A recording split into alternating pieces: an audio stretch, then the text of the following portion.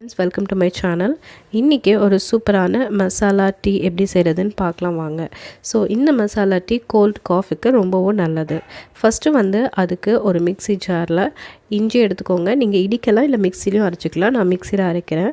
ஒரு பெரிய துண்டு இஞ்சி எடுத்துக்கிட்டு அது கூட 2 டேபிள் ஸ்பூன் தனியாக எடுத்துக்கோங்க. 1 டேபிள் ஸ்பூன் பெப்பர் எடுத்துக்கோங்க. அதாவது மிளகு 1 டேபிள் ஸ்பூன் எடுத்துக்கோங்க.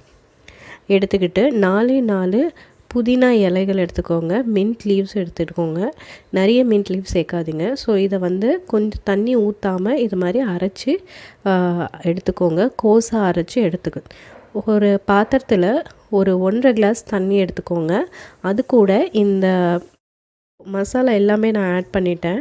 எல்லா மசாலாவும் ஆட் பண்ணிவிட்டு இது கூட 2 டேபிள் ஸ்பூன் டீ தூள் ஆட் பண்ணுறோம்.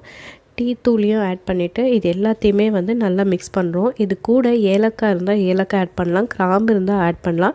ரொம்ப மசாலாவாக இருக்கும் டீ அப்படின்றதால நான் ஆட் பண்ணல, பட் அதுவும் நல்லது தான், ஆட் பண்ணிக்கலாம். இது கூட ஒரே ஒரு பெரிய வெல்லம் ஒன்று ஆட் பண்ணுறேன். வெல்ல துண்டு ஒன்று ஆட் பண்ணுறேன்.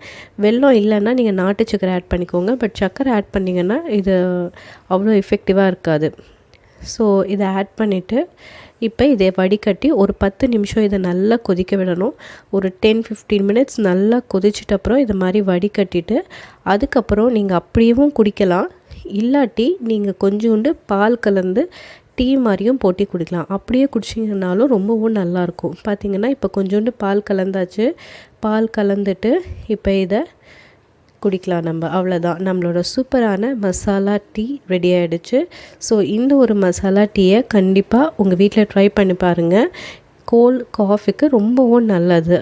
வின்டர் கிளைமேட்டுக்கு ரொம்பவும் ஏற்ற tea. Thank you so much. Have a wonderful day.